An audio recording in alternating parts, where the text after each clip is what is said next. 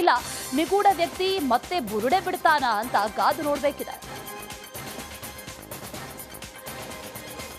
ಅನನ್ಯ ಭಟ್ ಪದ್ಮಲತಾ ಬಳಿಕ ಇದೀಗ ಮತ್ತೊಂದು ನಾಪತ್ತೆ ಪ್ರಕರಣ ಬೆಳಕಿಗೆ ಬರ್ತಾ ಇದೆ. 2012ರಲ್ಲಿ ಬೆಳ್ತಂಗಡಿ ತಾಲೂಕಿನ ಕುಂಚಾಲಕಟ್ಟೆ ಬಾಲಕಿ ಹೇಮಲತಾ ನಾಪತ್ತೆಯಾಗಿದ್ದ ಪ್ರಕರಣ ಈಗ ಕುತೂಹಲವನ್ನ ಹುಟ್ಟಿಸಿದೆ. ಧರ್ಮಸ್ಥಳಕ್ಕೆ ಹೋದವಳು ಮರಳಿ ಬರಲೇ ಇಲ್ಲ. ಆಗ ಪೊಲೀಸರಿಗೆ ದೂರು ನೀಡಿದ್ರು, ಯಾವುದೇ ಕ್ರಮವನ್ನ ಕೈಗೊಂಡಿಲ್ಲ ಅಂತ ಹೇಮಲತಾ ಸಹೋದರ ನಿತಿನ್ ದೇವಾಡಿಗ ಈಗ ಮತ್ತೆ ಎಸ್ಐಟಿಗೆ ದೂರನ್ನ ಕೊಟ್ಟಿದ್ದಾರೆ. ಹೇಮಾವತಿ ಅನ್ನೋಳು 2012ರಲ್ಲಿ ಕಾಣೆಯಾಗಿದ್ದಾಳೆ. ಅದರ ಬಗ್ಗೆ ನಾನು ದೂರು ಕೊಡಲಿಕ್ಕೆ ಬಂದಿದ್ದು. ಎಲ್ಲಿಗೆ ಹೋದವರು? ಧರ್ಮಸ್ಥಳಕ್ಕೆ ಹೋಗ್ತೇನೆ ಅಂತೇಳಿ ಹೋದವರು. ಇಬ್ಬರು ಹೋಗಿದ್ದಾರೆ, ಒಬ್ಬರು ಬಂದಿದ್ದಾರೆ, ಒಬ್ಬರು ಬರಲಿಲ್ಲ. ನನ್ನ ತಂಗಿ ಮತ್ತು ಇನ್ನೊಬ್ಬರು. ಕಂಪ್ಲೇಂಟ್ ಕೊಟ್ಟಿದ್ದೇನೆ. ಕುಂಜಲ್ಕಟ್ಟೆ ಸ್ಟೇಷನಲ್ಲಿ ಕಂಪ್ಲೇಂಟ್ ಕೊಟ್ಟಿದ್ದೆ. ಧರ್ಮಸ್ಥಳದಲ್ಲಿ ನಡೀತಾ ಇರುವಂತಹ ಸಮಾಧಿ ಉತ್ಖನನ ದಿನಕ್ಕೊಂದು ಟ್ವಿಸ್ಟ್ ಪಡಿತಾ ಇದೆ. ಒಂದಲ್ಲ ಎರಡಲ್ಲ, ಬರೋಬ್ಬರಿ 17 ಗುಂಡಿಗಳನ್ನು ಅಗದ್ರೂ ಕೂಡ 6ನೇ ಸಮಾಧಿಯಲ್ಲಿ ಮಾತ್ರ ಒಂದಷ್ಟು ಮೂಳೆಗಳು ಸಿಕ್ಕಿದ್ಬಿಟ್ರೆ ಬೇರೆ ಎಲ್ಲೂ ಕೂಡ ಮೂಳೆಗಳು ಪತ್ತೆಯಾಗಿಲ್ಲ. ಈ ನಡುವೆ 11A ಜಾಗದಲ್ಲಿ ಕಳೇಬರ ಪತ್ತೆಯಾಗಿತ್ತು. ಉಳಿದೆಡೆ ಅದೆಷ್ಟೇ ಮಣ್ಣನ್ನ ಬಗೆದ್ರೂ ಕೂಡ ಒಂದೇ ಒಂದು ತಲೆಬುರುಡೆ ಕೂಡ ಸಿಕ್ತಿಲ್ಲ. ಇಲ್ಲಿವರೆಗೆ ಆಗಿರುವಂತಹ ತನಿಖೆ ಬಗ್ಗೆ ಎಸ್ಐಟಿ ಅಧಿಕಾರಿಗಳು ಸರ್ಕಾರಕ್ಕೆ ತನಿಖಾ ವರದಿಯನ್ನ ನೀಡಲಿದ್ದು, ಸಮಾಧಿ ಉತ್ಖನನ ಮುಂದುವರಿಯುತ್ತಾ ಇಲ್ಲ ನಿಲ್ಲುತ್ತಾ ಅನ್ನೋ ಅನುಮಾನಗಳಿಗೆ ಉತ್ತರ ಸಿಗಲಿದೆ. ಧರ್ಮಸ್ಥಳದ ಮಣ್ಣಲ್ಲಿ ಅಡಗಿರೋ ತಲೆಬುರುಡೆ ರಹಸ್ಯವನ್ನ ಎಸ್ಐಟಿ ಅಧಿಕಾರಿಗಳು ಭೇದಿಸುತ್ತಿದ್ದಾರೆ. ಆದರೆ ಅದೆಷ್ಟೇ ಬಗೆದ್ರೂ ಕೂಡ ಒಂದೇ ಒಂದು ತಲೆಬುರುಡೆ ಕೂಡ ಸಿಗ್ತಾ ಇಲ್ಲ. ಒಂದಲ್ಲ ಎರಡಲ್ಲ, ಬರೋಬ್ಬರಿ 17 ಪಾಯಿಂಟ್ಗಳಲ್ಲಿ ಆಗದಿದ್ದಾರೆ. ಯಾವುದೇ ಕಳೇಬರ ಸಿಗ್ತಾ ಇಲ್ಲ ಅಂತ ಬಿಜೆಪಿ ನಾಯಕರು ಸರ್ಕಾರದ ವಿರುದ್ಧ ಮುಗಿಬಿದ್ದಿದ್ದಾರೆ. ಧರ್ಮಸ್ಥಳ ವಿರುದ್ಧವಿರುವಂತಹ ಕೈಗಳನ್ನ ಹೊರಗೆ ತನ್ನಿ ಅಂತ ಮಾಜಿ ಡಿಸಿಎಂ ಅಶ್ವಥ್ ನಾರಾಯಣ್ ಹೇಳಿದ್ರೆ, ಕಮ್ಯುನಿಸ್ಟರ ಮಾತು ಕೇಳಿ ಸಿದ್ದರಾಮಯ್ಯ ಸರ್ಕಾರ ಎಸ್ಐಟಿಯನ್ನ ರಚನೆ ಮಾಡಿದೆ ಅಂತ ಪರಿಷತ್ ವಿಪಕ್ಷ ನಾಯಕ ಛಲವಾದಿ ನಾರಾಯಣ ಸ್ವಾಮಿ ಆರೋಪಿಸಿದ್ದಾರೆ. ಈ ರಾಜ್ಯ ಸರ್ಕಾರ ಈ ಕೆಲವು ಕಮ್ಯುನಿಸ್ಟರ ಜೊತೆಯಲ್ಲಿ ಕೂಡಿ ಅವರಿಗೆ ಒತ್ತು ಕೊಟ್ಟು ಅವರ ಆಪಾದನೆಗಳಿಗೆ ಸ್ಪಂದಿಸಿ ಇವತ್ತೊಂದು ದಿವಸ ಶಬರಿಮಲೆಯನ್ನು ಟಾರ್ಗೆಟ್ ಮಾಡಿದ್ದಾಯಿತು. ಕಮ್ಯುನಿಸ್ಟ್ನವರು ಏನೂ ಮಾಡಲಿಕ್ಕಾಗಲಿಲ್ಲ. ಈಗ ಅದನ್ನು ಬಿಟ್ಟು ಧರ್ಮಸ್ಥಳಕ್ಕೆ ಬಂದರು. ಕರ್ನಾಟಕದ ಪೊಲೀಸ್ ಬೇಡ, ಈ ರಾಜ್ಯ ಸರ್ಕಾರ ಈ ಕೆಲವು ಧರ್ಮಸ್ಥಳದ ಕುರಿತು ನಡೀತಾ ಇರುವಂತಹ ಅಪಪ್ರಚಾರವನ್ನ ಖಂಡಿಸಿ ಬಿಜೆಪಿ ಧರ್ಮಸ್ಥಳ ಚಲೋ ಅಭಿಯಾನವನ್ನ ನಡೆಸ್ತಾ ಇದೆ. ಶಾಸಕ ಎಸ್ಆರ್ ವಿಶ್ವನಾಥ್ ನೇತೃತ್ವದಲ್ಲಿ ಧರ್ಮಸ್ಥಳ ಚಲೋ ಅಭಿಯಾನ ನಡೀತಾ ಇದ್ದು, ಬೆಂಗಳೂರಿನ ನೆಲಮಂಗಲ ಟೋಲ್ ಮೂಲಕ ಸುಮಾರು 400ಕ್ಕೂ ಹೆಚ್ಚು ಕಾರುಗಳು ಶ್ರೀ ಕ್ಷೇತ್ರಕ್ಕೆ ಪ್ರಯಾಣವನ್ನ ಬೆಳೆಸಿವೆ. ಇನ್ನು ಭಾನುವಾರ ಬೆಳಗ್ಗೆ ಬಿಜೆಪಿ ರಾಜ್ಯಾಧ್ಯಕ್ಷ ಬಿವೈ ವಿಜೇಂದ್ರ, ಪ್ರತಿಪಕ್ಷದ ನಾಯಕ ಆರ್ ಅಶೋಕ್ ಸೇರಿ ಪಕ್ಷದ ಶಾಸಕರೊಂದಿಗೆ ಧರ್ಮಸ್ಥಳಕ್ಕೆ ಭೇಟಿ ನೀಡಲಿದ್ದಾರೆ. ತುಂಗಭದ್ರಾ ಜಲಾಶಯಕ್ಕೆ ಮತ್ತೆ ಸಂಕಷ್ಟ ಎದುರಾಗಿದೆ. ತುಂಗಭದ್ರಾ ಜಲಾಶಯದ 7 ಕ್ರಸ್ಟ್ ಗೇಟ್ಗಳು ಬೆಂಡ್ ಆಗಿದೆ ಅನ್ನುವಂತ ಸ್ಫೋಟಕ ಮಾಹಿತಿ ಹೊರಬಿದ್ದಿದೆ. ಕ್ರಸ್ಟ್ ಗೇಟ್ ಈ ವರ್ಷವೂ ಕೂಡ ಬದಲಾವಣೆ ಮಾಡೋದು ಅಸಾಧ್ಯ ಅಂತ ಹೇಳಲಾಗ್ತಾ ಇದೆ. ಅವಧಿಗೂ ಮುನ್ನವೇ ಜಲಾಶಯಕ್ಕೆ ಒಳಹರಿವು ಕೂಡ ಹೆಚ್ಚಾಗಿದೆ. ಕಳೆದ ವರ್ಷ ಕೂಡ ಡ್ಯಾಂನ 19ನೇ ಕ್ರಸ್ಟ್ ಗೇಟ್ನಲ್ಲಿ ಸಮಸ್ಯೆ ಆಗಿತ್ತು. ಮತ್ತೆ ಕ್ರಸ್ಟ್ ಗೇಟ್ ಸಮಸ್ಯೆ ಈ ಭಾಗದ ರೈತರಿಗೆ ಆತಂಕವನ್ನ ಹೆಚ್ಚಿಸ್ತಾ ಇದೆ. ಶೀಘ್ರ ಬದಲಾವಣೆ ಮಾಡಬೇಕು ಅನ್ನುವಂತ ಒತ್ತಾಯವನ್ನ ಕೂಡ ಮಾಡಲಾಗ್ತಿದೆ. ತುಂಗಭದ್ರಾ ಜಲಾಶಯಕ್ಕೆ ಮತ್ತೆ ಆಪತ್ತು ಕಾದಿದ್ಯಾ ಅನ್ನುವಂತ ಆತಂಕ ಈಗ ಹೆಚ್ಚಾಗ್ತಾ ಇದೆ. ಡ್ಯಾಮ್ ಸೇಫ್ಟಿ ರಿವ್ಯೂ ಕಮಿಟಿ ವರದಿಯಲ್ಲಿ ಸ್ಫೋಟಕ ಅಂಶ ಬಯಲಾಗಿದೆ.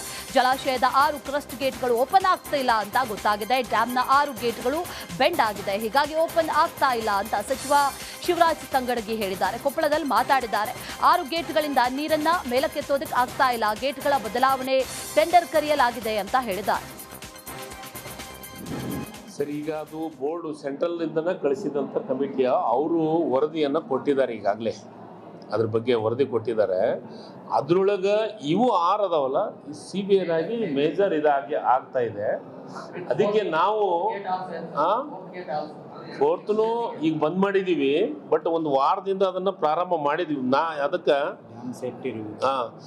Dam safety review committee dam safety review ಕಮಿಟಿಯವರು ಬಂದು ಸೆಂಟ್ರಲ್ ಸರ್ ಟೋಟಲ್ ಅದನ್ನೇ ಹೇಳಿದ್ನಲ್ಲ, ಕನಿಷ್ಠ ಅಂದರೆ ಉತ್ತರ ಕನ್ನಡ ಜಿಲ್ಲೆಯ ಯಲ್ಲಾಪುರದಲ್ಲಿ ಭೀಕರ ಅಪಘಾತ ಆಗಿದೆ. ರಸ್ತೆ ಪಕ್ಕದಲ್ಲಿ ನಿಲ್ಲಿಸಿದಂತಹ ಲಾರಿಗೆ ಕೆಎಸ್ಆರ್ಟಿಸಿ ಬಸ್ ಡಿಕ್ಕಿಯಾಗಿದೆ. ಸ್ಥಳದಲ್ಲೇ 3 ದುರ್ಮರಣವನ್ನ ಅಪ್ಪಿದ್ದಾರೆ. 7 ಜನ ಗಂಭೀರವಾಗಿ ಗಾಯಗೊಂಡಿದ್ದಾರೆ. ಬಾಗಲಕೋಟೆಯಿಂದ ಮಂಗಳೂರಿಗೆ ಕೆಎಸ್ಆರ್ಟಿಸಿ ಬಸ್ ಹೋಗ್ತಾ ಇತ್ತು. ಯಲ್ಲಾಪುರ ತಾಲೂಕಿನ ಹಿಟ್ಟಿನ ಬೈಲು ಬಳಿ ಈ ಘಟನೆ ನಡೆದಿದೆ. ಇನ್ನು ಡಿಕ್ಕಿಯ ರಭಸಕ್ಕೆ ಬಸ್ನ ಮುಂಭಾಗ ಸಂಪೂರ್ಣವಾಗಿ ಜಖಂ ಆಗಿದ್ದು, ಗಾಯಾಳುಗಳಿಗೆ ಹುಬ್ಬಳ್ಳಿಯ ಕಿಮ್ಸ್ ಆಸ್ಪತ್ರೆಯಲ್ಲಿ ಚಿಕಿತ್ಸೆಯನ್ನ ನೀಡಲಾಗ್ತಾ ಇದೆ.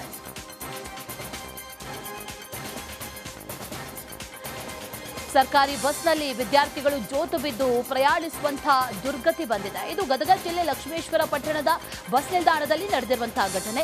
ಸೂರಣಗಿ, ದೊಡ್ಡೂರ ಸೇರಿ ಹಲವು ಗ್ರಾಮಗಳ ವಿದ್ಯಾರ್ಥಿಗಳು ನಿತ್ಯ ಇದೇ ರೀತಿ ಪರದಾಡ್ತಾ ಇದ್ದಾರೆ. ಕಾಲೇಜ್ಗೆ ಹೋಗಬೇಕು ಅಂತಂದ್ರೆ ವಿದ್ಯಾರ್ಥಿಗಳು ಪರದಾಡ್ತಾರೆ. ತುಂಬಿದ ಬಸ್ನಲ್ಲಿ ವಿದ್ಯಾರ್ಥಿಗಳು ಜೋತು ಬಿದ್ದರೂ ಕೂಡ ಚಾಲಕರು ಹಾಗೆ ಚಾಲನೆ ಮಾಡ್ತಿದ್ದಾರೆ. ಇನ್ನು ಅಧಿಕಾರಿಗಳಿಗೆ ಎಷ್ಟು ಬಾರಿ ಮನವಿಯನ್ನ ಮಾಡಿದ್ರೂ ಕೂಡ ಹೆಚ್ಚುವರಿ ಬಸ್ಗಳನ್ನ ಬಿಡ್ತಾ ಇಲ್ಲ ಅಂತ ವಿದ್ಯಾರ್ಥಿಗಳು ಆಕ್ರೋಶವನ್ನ ವ್ಯಕ್ತಪಡಿಸಿದ್ದಾರೆ.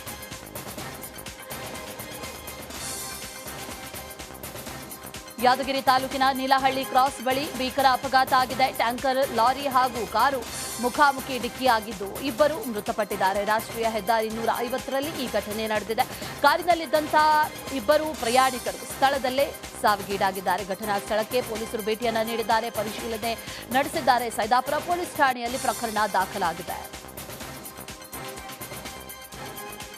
ರೇಣುಕಾಸ್ವಾಮಿ ಕೊಲೆ ಕೇಸ್ನಲ್ಲಿ ಮತ್ತೆ ಪರಪ್ಪನ ಅಗ್ರಹಾರ ಜೈಲು ಸೇರಿರುವ ಡಿ ಗ್ಯಾಂಗ್ಗೆ ಹೊಸ ಕೈದಿ ನಂಬರ್ ನೀಡಲಾಗಿದೆ. ದರ್ಶನ್, ಪವಿತ್ರ ಗೌಡ, ನಾಗರಾಜ್, ಲಕ್ಷ್ಮಣ್ ಮತ್ತು ಪ್ರದೋಷ್ ವಿಚಾರಣಾಧೀನ ಕೈದಿಗಳಾಗಿದ್ದು, ಕ್ರಮವಾಗಿ A1 ಪವಿತ್ರ ಗೌಡಗೆ ಕೈದಿ ನಂಬರ್ 7313, ದರ್ಶನ್ಗೆ 7314, ನಾಗರಾಜ್ಗೆ 7315, ಲಕ್ಷ್ಮಣ್ಗೆ 7316 ಮತ್ತು ಪ್ರದೋಷ್ಗೆ 7317 ಸಂಖ್ಯೆಯನ್ನ ನೀಡಲಾಗಿದೆ. ಬಳ್ಳಾರಿ ಜೈಲಿನಿಂದ ಅನಾರೋಗ್ಯದ ನೆಪವೊಡ್ಡಿ ಬೇಲ್ ಪಡೆದಿದ್ದ ದರ್ಶನ್ ಇದೀಗ ಮತ್ತೆ ಕಾರಾಗೃಹದಲ್ಲಿ ಮುದ್ದೆ ಮುರಿಬೇಕಾಗಿದೆ.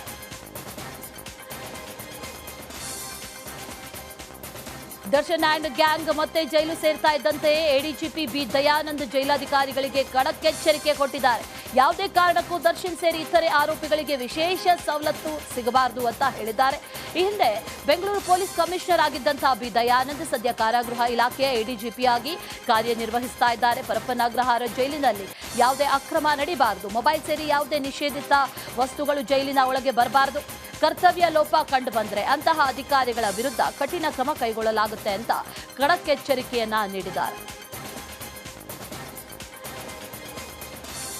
ದರ್ಶನ್ರನ್ನ ಅಭಿಮಾನಿಗಳು ಪ್ರೀತಿಸಿ ಆರಾಧಿಸಿ, ಆದರೆ ತಮ್ಮ ಜೀವನದಲ್ಲಿ ಅಳವಡಿಸಿಕೊಳ್ಳಬೇಡಿ ಅಂತ ನಟಿ, ನಿರ್ಮಾಪಕಿ, ನಿರ್ದೇಶಕಿ ಪ್ರಿಯಾ ಹಾಸನ್ ಹೇಳಿದ್ದಾರೆ. ರಿಪಬ್ಲಿಕ್ ಕನ್ನಡದ ಜೊತೆ ಮಾತಾಡಿದ್ದಾರೆ ಪ್ರಿಯಾ ಹಾಸನ್. ದರ್ಶನ್ರನ್ನ ನಿಮ್ಮ ಜೀವನದಲ್ಲಿ ಅಳವಡಿಸಿಕೊಳ್ಳಬೇಡಿ. ಸಹವಾಸ ದೋಷದಿಂದ ದರ್ಶನ್ ಕೆಟ್ಟರು ಅನ್ಸುತ್ತೆ. ದರ್ಶನ್ ಫ್ಯಾನ್ಸ್ಗಳಿಂದ ಇಷ್ಟೆಲ್ಲ ರಾದ್ಧಾಂತ ಆಗ್ತಾ ಇದೆ ಅಂತ ಬೇಸರವನ್ನ ವ್ಯಕ್ತಪಡಿಸಿದ್ದಾರೆ. ಒಂದು ಒಳ್ಳೆ ಸ್ಥಾನಮಾನ ಕೊಟ್ಟಾಗ ಭಗವಂತ, ಪ್ರೇಕ್ಷಕರು ಅವ್ರಿಗೆ ಇಷ್ಟು ಪ್ರೀತಿ ಕೊಟ್ಟಾಗ ಅವರು ಯಾವುದೇ ರೀತಿಯಲ್ಲಿ ಏನಾದರೂ ಒಂದು ಡಿಸಿಷನ್ ತೊಗೋಬೇಕಾರೆ ಎಲ್ಲ ಆ್ಯಂಗಲಲ್ಲೂ ಯೋಚನೆ ಮಾಡಿ ಡಿಸಿಷನ್ಸ್ ತೊಗೋಬೇಕಿತ್ತು. ಯಾವುದೋ ಒಂದು ಸಿಲ್ಲಿ ವಿಷಯಕ್ಕೋಸ್ಕರ ಹೋಗಿ ಇವತ್ತು ಇಷ್ಟು ದೊಡ್ಡ ರಾಧಾಂತ ಆಗೋ ಅಷ್ಟು ಮಟ್ಟಿಗೆ ಮಾಡ್ಕೋಬಾರ್ದಿತ್ತು ಅನ್ನೋದು ನನ್ನ ಅನಿಸಿಕೆ. ಕೆಲವೊಂದು ಸಹವಾಸ ದೋಷ ಅಂತಾರಲ್ಲ, ಹಾಗೆ ಕೆಲವೊಂದು ಸಮಯ ಸಂದರ್ಭ ಕೆಲವೊಬ್ಬರು ಆ ಟೈಮ್ನಲ್ಲಿ ಏನು ಹೇಳಿರ್ತಾರೋ ಅದು ಒಂದು ಉತ್ತೇಜನ ಕೊಟ್ಟು ಈ ರೀತಿಯಾದಂಥ ಕೆಲಸಗಳನ್ನ ಮಾಡ್ಕೊಂಬಿಟ್ರೆ ಅವರು ಜೀವನದಲ್ಲಿ ಅನಿಸುತ್ತೆ. ತಪ್ಪು ನಡೆದೋಗಿದೆ. ತಪ್ಪು ನಡೆದ ಮೇಲೆ ಅದಕ್ಕೊಂದು ಶಿಕ್ಷೆ ಅಂತ ಇದ್ದೆ.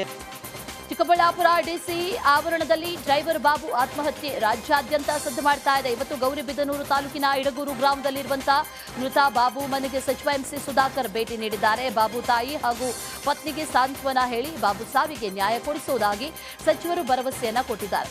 ಇನ್ನು ಸಚಿವರಿಗೆ ಸ್ಥಳೀಯ ಶಾಸಕ ಪುಟ್ಟಸ್ವಾಮಿಗೌಡ ಸಾಥ್ ಕೊಟ್ಟರು. ಮೈಸೂರಿನಲ್ಲಿ 16 ಕೆಜಿ ಬೆಳ್ಳಿಯನ್ನ ಕಳ್ಳತನ ಮಾಡಿ ಖತರ್ನಾಕ್ ಕಳ್ಳರು ಎಸ್ಕೇಪ್ ಆಗಿದ್ರು. ಹೆಬ್ಬಾಳು ಪೊಲೀಸ್ ಠಾಣೆ ವ್ಯಾಪ್ತಿಯಲ್ಲಿ ಘಟನೆ ನಡೆದಿದ್ದು 6 ಆರೋಪಿಗಳನ್ನ ಪೊಲೀಸರು ವಶಕ್ಕೆ ಪಡೆದಿದ್ದಾರೆ. ಚಿನ್ನದ ವ್ಯಾಪಾರಿಗೆ ಕಾರು ಚಾಲಕನಾಗಿದ್ದ ವ್ಯಕ್ತಿ ಸಾಲ ಜಾಸ್ತಿ ಆಗಿದೆ ಅಂತ ಬೆಳ್ಳಿ ಭಂಡಾರಕ್ಕೆ ಕನ್ನ ಹಾಕಿದ್ದಾನೆ. ಆರೋಪಿ ಗುಜರಾತ್ ಮೂಲದ ವ್ಯಕ್ತಿ ನೆರವಿನಿಂದ ಬೆಳ್ಳಿ ಪದಾರ್ಥ ದೋಚಿ ಗುಜರಾತ್ಗೆ ಪರಾರಿಯಾಗಿದ್ದ. ಇದನ್ನ ಭೇದಿಸಿದಂತ ಪೊಲೀಸರು ಪರಾರಿ ಆಗಿದ್ದವರನ್ನ ವಶಕ್ಕೆ ಪಡೆದಿದ್ದಾರೆ. ಬನ್ನೇರುಘಟ್ಟ ಜೈವಿಕ ಉದ್ಯಾನವನದಲ್ಲಿ ಸಫಾರಿ ಮಾಡ್ತಾ ಇದ್ದಂತ ಯುವಕನ ಮೇಲೆ ಚಿರತೆಯೊಂದು ದಾಳಿ ಮಾಡಿದ್ದು 13 ವರ್ಷದ ಬಾಲಕನ ಕೈ ಪರಚಿದೆ. ಬೆಂಗಳೂರಿನ ಬೊಮ್ಮಸಂದ್ರ ನಿವಾಸಿ ಸುಹಾಸ್ ಪ್ರಾಣಾಪಾಯದಿಂದ ಪಾರಾಗಿದ್ದಾನೆ. ಸಫಾರಿ ವೇಳೆ ಬೊಲೆರೋ ಹಿಂಬಾಲಿಸಿ ಚಿರತೆ ದಾಳಿ ಮಾಡಿದೆ. ಪೋಷಕರ ಜೊತೆಯಲ್ಲಿ ಚಿರತೆ ಸಫಾರಿಗೆ ತೆರಳಿದ್ದಂತ ಬಾಲಕನ ಕೈ ಪರಚಿದ್ದು, ಬಾಲಕನಿಗೆ ಸ್ಥಳೀಯ ಖಾಸಗಿ ಆಸ್ಪತ್ರೆಯಲ್ಲಿ ಚಿಕಿತ್ಸೆಯನ್ನ ನೀಡಲಾಯಿತು. ಈ ಕುರಿತು ಉದ್ಯಾನವನ ಕಾರ್ಯನಿರ್ವಾಹಕ ನಿರ್ದೇಶಕ ಸೂರ್ಯ ಸೇನ್ ಮಾಹಿತಿಯನ್ನ ಕೊಟ್ಟಿದ್ದಾರೆ.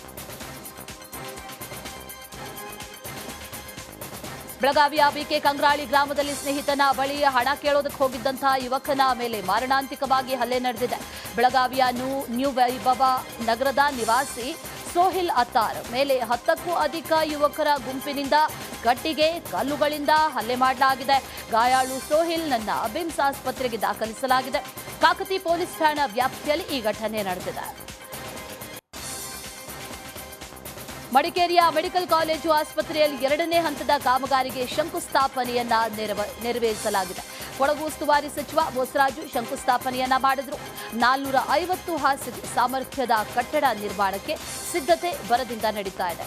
ಒಟ್ಟು 41 ಕೋಟಿ ವೆಚ್ಚದ ಕಾಮಗಾರಿಗೆ ಚಾಲನೆ ನೀಡಲಾಗಿದೆ. ಕಾರ್ಯಕ್ರಮದಲ್ಲಿ ಶಾಸಕ ಎಎಸ್ ಪೊನ್ನಣ್ಣ, ಡಾಕ್ಟರ್ ಮಂತರಗೌಡ ಉಪಸ್ಥಿತರಿದ್ದರು.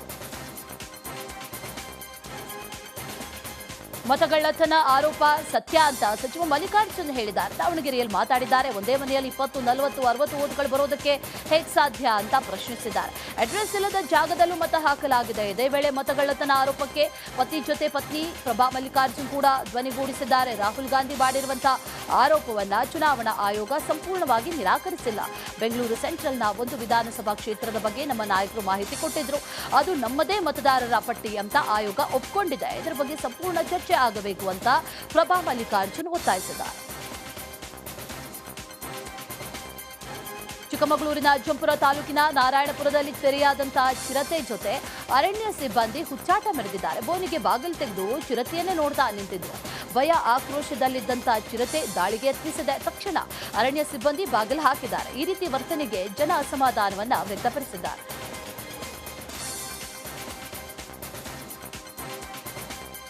ವಿಶ್ವ ಒಕ್ಕಲಿಗ ಮಹಾಸಂಸ್ಥಾನ ಮಠದ ಶ್ರೀಗಳು ವೈರವೈಖ್ಯರಾಗಿದ್ದಾರೆ. ಮಠದ ಪೀಠಾಧ್ಯಕ್ಷ ಶ್ರೀ ಚಂದ್ರಶೇಖರ ಸ್ವಾಮೀಜಿ ವಿಧಿವಶರಾಗಿದ್ದು, ಕೆಂಗೇರಿ ವಿಶ್ವ ಒಕ್ಕಲಿಗರ ಮಹಾಸಂಸ್ಥಾನ ಮಠದ ಪೀಠಾಧ್ಯಕ್ಷ ಶ್ರೀ ಚಂದ್ರಶೇಖರ ಶ್ರೀಗಳು ಶಿಕ್ಷಣ ಕ್ಷೇತ್ರ, ಆಧ್ಯಾತ್ಮಿಕ ಕ್ಷೇತ್ರಕ್ಕೆ ಅಪಾರ ಕೊಡುಗೆಯನ್ನ ಕೊಟ್ಟಿದ್ದಾರೆ. ಇಂದು ಶ್ರೀಮಠದ ಆವರಣದಲ್ಲಿ ಮಧ್ಯಾಹ್ನ 3 ಗಂಟೆಯವರೆಗೂ ಕೂಡ ಅಂತಿಮ ದರ್ಶನಕ್ಕೆ ಅವಕಾಶ ಕಲ್ಪಿಸಲಾಗಿದೆ. ಮಧ್ಯಾಹ್ನ 3 ಗಂಟೆ ನಂತರ ಮಠದ ಆವರಣದಲ್ಲಿ ಅಂತಿಮ ವಿಧಿವಿಧಾನ ನಡೆಸಲಿದ್ದು, ಶ್ರೀ ನಿಶ್ಚಲಾನಂದನಾಥ ಶ್ರೀ ನೇತೃತ್ವದಲ್ಲಿ ಅಂತ್ಯ ಸಂಸ್ಕಾರ ನಡೆಯಲಿದೆ. ದೇಶಾದ್ಯಂತ ಶ್ರೀಕೃಷ್ಣ ಜನ್ಮಾಷ್ಟಮಿ ಸಂಭ್ರಮ ಮನೆ ಮಾಡಿದೆ. ಕೃಷ್ಣನ ಜನ್ಮಸ್ಥಳ ಮಥುರಾದಲ್ಲಿ ಅತ್ಯಂತ ಭಕ್ತಿ ಶ್ರದ್ಧೆಯಿಂದ ಜನ್ಮಾಷ್ಟಮಿಯನ್ನ ಆಚರಣೆ ಮಾಡಲಾಗ್ತಾ ಇದೆ. ಈ ಬಾರಿ 60 ಲಕ್ಷಕ್ಕೂ ಹೆಚ್ಚಿನ ಭಕ್ತರು ಮಥುರಾಗೆ ಬರುವಂತಹ ನಿರೀಕ್ಷೆ ಇದೆ. ಶ್ರೀಕೃಷ್ಣನಿಗೆ ವಿಶೇಷ ಅಲಂಕಾರ, ಪೂಜೆ ನಡೀತಾ ಇದ್ದು ಭಕ್ತರು ದರ್ಶನ ಪಡಿತಾ ಇದ್ದಾರೆ. ಇನ್ನು ಮಥುರಾದಂತೆ ಮುಂಬೈನಲ್ಲೂ ಕೂಡ ಶ್ರೀಕೃಷ್ಣ ಜನ್ಮಾಷ್ಟಮಿ ಸಂಭ್ರಮ ಬಹಳ ಜೋರಾಗಿದೆ. ಮಹಾರಾಷ್ಟ್ರದಲ್ಲೂ ಶ್ರೀಕೃಷ್ಣ ದೇಗುಲಗಳು ತುಂಬಿ ತುಳುಕ್ತಾ ಇದೆ. ಅಲ್ಲದೆ ಮೊಸರು ಕುಡಿಕೆ ಹೊಡೆಯುವಂತಹ ಆಚರಣೆ ಕೂಡ ನಡೀತಾ ಇದ್ದು, ಮುಂಬೈನಲ್ಲಿ ಅನೇಕರು ಈ ಕಾರ್ಯಕ್ರಮದಲ್ಲಿ ಪಾಲ್ಗೊಂಡು ಸಂಭ್ರಮಿಸಿದ್ದಾರೆ.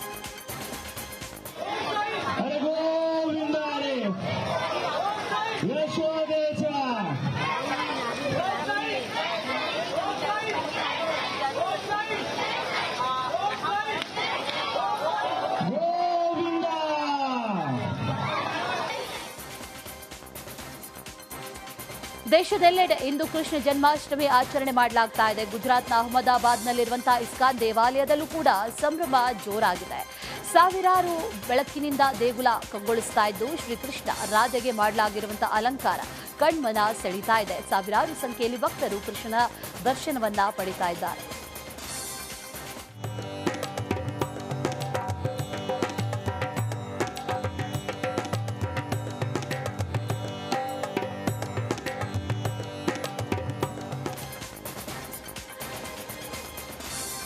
ಪಶ್ಚಿಮ ಬಂಗಾಳದಲ್ಲೂ ಕೂಡ ಶ್ರೀಕೃಷ್ಣ ಜನ್ಮಾಷ್ಟಮಿ ಸಂಭ್ರಮ ಕಳೆಗಟ್ಟಿದೆ. ದಿಘಾದಲ್ಲಿರುವಂತಹ ಶ್ರೀ ಕೃಷ್ಣ ದೇಗುಲಕ್ಕೆ ಸಾವಿರಾರು ಭಕ್ತರು ಭೇಟಿ ನೀಡಿ ದೇವರ ದರ್ಶನ ಪಡಿತಾ ಇದ್ದಾರೆ.